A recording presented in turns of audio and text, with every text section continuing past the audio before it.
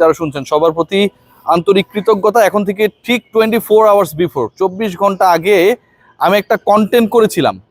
সেই কন্টেন্টে আমি বলেছিলাম, আপনারা তো আমাকে গালিগালাজ করতে খুব মজা পান, সো উইন্টার সিজন যদি একটু মজা পেয়ে থাকেন সেটা ভালো। সেখানটা আমি বলেছিলাম যে ক্রস চেক দেওয়া হয়েছে ক্রিকেটারদের এবং নতুন একটা বাটপাড়িতে রাজশাহী ক্রিকেটাররা পড়তে যাচ্ছে। 100টা তথ্য দিয়ে যার নাকি 99টাই ভুল।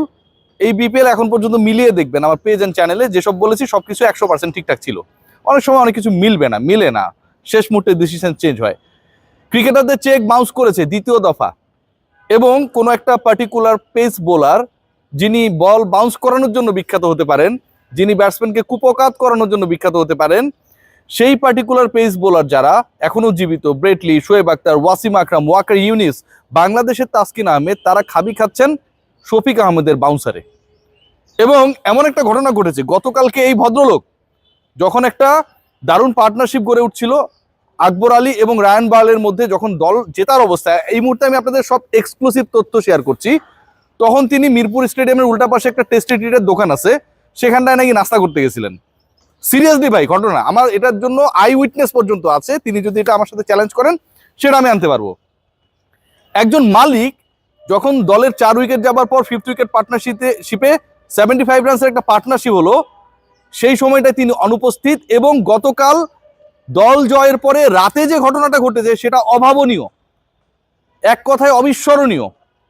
বাংলাদেশ প্রিমিয়ার লিগ বিপিএল এর ইতিহাসে ফারুক আহমেদের কমিটি যা দেখেছে, বিশ্ববাসী যা দেখলো, সেটা হচ্ছে বিপিএল এর ইতিহাসে এরকম ফকিন্নি ফ্র্যাঞ্চাইজি মালিক কখনো আসে নাই, আসবেও না।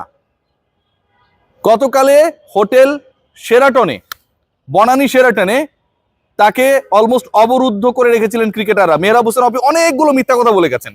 একজন মানুষ পবিত্র হজ করার পরে এসে এরকম মিথ্যাবাদী কথাবার্তা বলতে পারেন কি করে?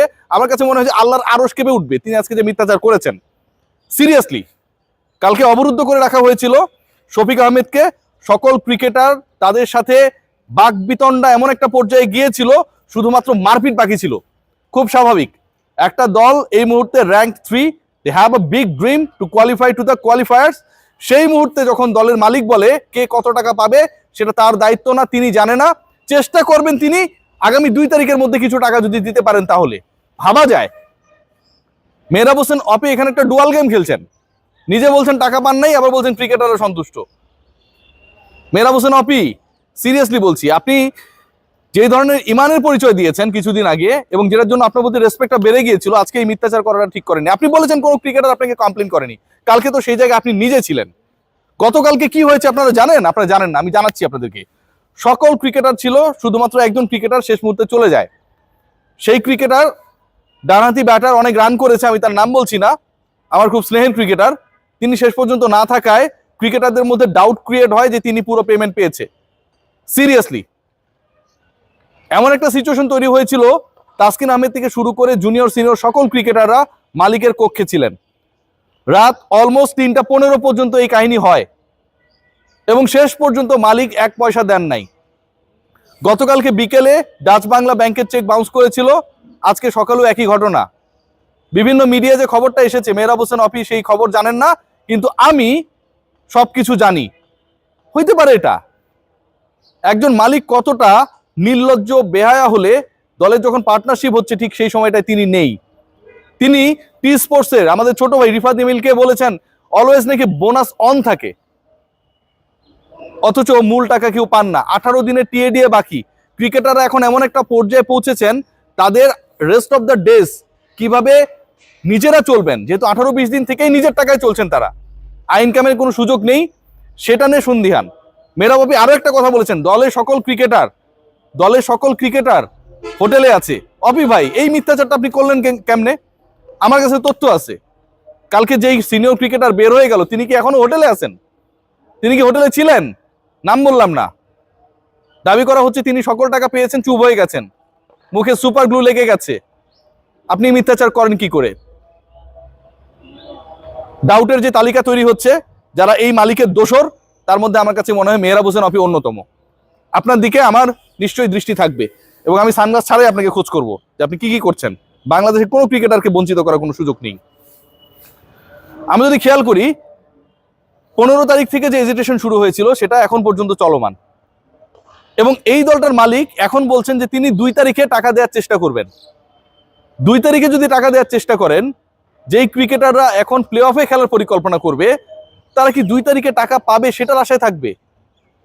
এমন একজন ক্রিকেটারকে তিনি বলেছেন যে আমার মান সম্মান বাঁচাও, সেই পার্টিকুলার ক্রিকেটারও মালিকের এই ধরনের আবদারে সায় দেন নাই।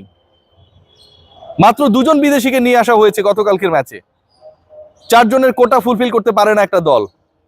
টি স্পোর্টসে সম্প্রচারকারী মাধ্যমে মালিক যখন বড় বড় কথা বলেন এবং সেটার সাথে কাজের যখন মিল পাওয়া যায় না, ক্রিকেটাররা গিয়ে কখনো কোনো ফ্র্যাঞ্চাইজি মালিকের রুমে গিয়ে ক্ষুব্ধ হয়েছেন, বিক্ষোভ করেছেন, রাত জেগেছেন। এরকম একটা অসাধারণ ম্যাচ জয়ের পরে, টানা হ্যাট্রিক জয়ের পরে, এরকম ঘটনা তো বাংলাদেশের ক্রিকেট হিস্ট্রিতে বিরল, কখনো ঘটে নাই। যে দেশ ট্রাভেলসের টাকা নিয়ে বলা হচ্ছে, যেখানকার ড্রাইভার, যেখানকার মালিক তাদের বাস প্রোভাইড করতে চায় নাই, মঞ্জুর আলম তিনি ইন্টারভিউতে বলেছেন যে আমরা উবারের হুন্ডা এবং সিএনজি ব্যবস্থা করে রেখেছিলাম যদি ক্রিকেটারদেরকে আনা যায় শেষ মুহূর্তে। ভাবা যায় মানে বিসিবিকে কতটা নাজেহাল অবস্থায় ফেলেছেন এই শফিক আহমেদ। সেই ব্যবস্থা পর্যন্ত বাংলাদেশ ক্রিকেট বোর্ডে ছিল, সেই ব্যাপারটাও সেটেলমেন্ট করেছে বাংলাদেশ ক্রিকেট বোর্ড। একটা ফ্র্যাঞ্চাইজির টাকা দিচ্ছে বাংলাদেশ ক্রিকেট বোর্ডের কর্মকর্তারা, বাংলাদেশ ক্রিকেট বোর্ডের যে কোষাগার রয়েছে, ফান্ড রয়েছে, সেখান থেকে রাজশাহী প্লেয়ারদের, রাজশাহীর বাস যারা পরিবহনের সাথে যুক্ত ছিলেন তাদেরকে পেমেন্ট দেওয়া হচ্ছে। এর থেকেও ইন্টারেস্টিং তথ্য আপনাদেরকে আমি দেই, গতকালকে যে খেলাটা হয়েছে সেই পার্টিকুলার ম্যাচের পরে, মানে এটা নিয়ে অনেক ক্ষোভ রয়েছে, যখন তার আগের দিনের ম্যাচে জয়ের পরে রাজশাহীর মালিককে ঘাড়ে তুলে অনেকটা হচ্ছে আমোদ প্রমোদ করা হচ্ছিল, উৎসাহিত করা হচ্ছিল, এরকম একজনকে জুনিয়র ক্রিকেটাররা পুরো ব্যাপারটাকে একদমই পজিটিভলি নেন নাই। মনে করা হচ্ছে যে রাজশাহীর সিনিয়র ক্রিকেটাররা they have got maximum payment এবং তারা তাদের প্রিভিয়াস রোলটা প্লে করছে না। এমন একটা প্ল্যান ছিল যে আজকে সন্ধ্যা 6টার দিকে, আবারও আপনাদেরকে এক্সক্লুসিভ জানাচ্ছি, সন্ধ্যা 6টার দিকে যেই দলটার হয়ে রাজশাহী ক্রিকেটাররা খেলছেন তারা সন্ধ্যা 6টার দিকে সংবাদ সম্মেলন করবেন। সিরিয়াসলি শেষ পর্যন্ত সেই পরিকল্পনাটাও ভেস্তে গেছে। এবং আরও একটা ব্যাপার, এনামুল হক বিজয় যে সেলফিটা দিয়েছিলেন, যে সেলফির মাধ্যমে আপনারা সবাই দেখেছেন যে সবাই খুব খুশি, সেই সেলফি ক্রিকেটারদের সাথে তোলা হলেও কারো নাকি অনুমতি নেওয়া হয় নাই। অল ইজ ওয়েল বলে যেটা বলা হয়েছে, নাথিং ওয়াজ ওয়েল, তারপরে বোঝা গেছে ক্রিকেটাররা এখন চান বাংলাদেশ ক্রিকেট বোর্ড তাদের পেমেন্টের দায়িত্ব নিক, এবং এটা নিয়ে সবচেয়ে বড় অস্থিরতা তৈরি হয়েছে। ক্রিকেটারদের এই চাওয়ার সাথে শফিক আহমেদ 100% একমত, তাহলে তো তিনি বেঁচে গেলেন। কিন্তু বাংলাদেশ ক্রিকেট বোর্ড যদি তাদের দায়িত্ব নেয়, তাহলে ফরচুন বরিশাল ছাড়া অন্য যে ফ্র্যাঞ্চাইজিসগুলো রয়েছে যারা ব্যাংক গ্যারান্টির টাকাটা পরিশোধ করে নাই, সেই পার্টিকুলার ফ্র্যাঞ্চাইজিগুলো তাদের রেস্ট অফ দ্য পেমেন্ট তো পে করবে না। ক্রিকেট বোর্ড যদি পার্টিকুলার একটা দলের জন্য স্পেশাল কোনো একটা নীতি গ্রহণ করে, তাহলে সেই নীতিকে সবার ক্ষেত্রেই অ্যাপ্লিকেবল করতে হবে। বরিশাল বলেন, রংপুর বলেন, অন্য যে দলগুলো রয়েছে সেই দলগুলো আসলে কি দোষ করলো? অন্য দলের যে আনপেইড ক্রিকেটাররা রয়েছে তারা কি দোষ করলো? আর বিদেশিদের ব্যাপারে এই মুহূর্তে শফিক আহমেদের পরিকল্পনা, যেহেতু বিদেশিদের দায়িত্ব বিসিবির না, ড্রাফটের বাইরে থেকে অনেক ক্রিকেটারকে কেনা হয়েছে, সো তাদের দায়িত্ব তিনি পালন করবেন না। লেটেস্ট আপডেট ছিল এ পর্যন্তই। গ্যাঞ্জাম হয়েছে গতকাল, ভয়াবহ গ্যাঞ্জাম হয়েছে, শুধুমাত্র মারামারিটা বাকি ছিল। এবং শফিক আহমেদ গতকালকে বিসিবির অ্যারেনার মধ্যে ঢুকে টি স্পোর্টসকে ইন্টারভিউ দিলেও তার লাঞ্চটা গ্রহণ করেছেন পার্শ্ববর্তী একটা কনভেকশনের দোকান থেকে। সবাই ভালো থাকবেন।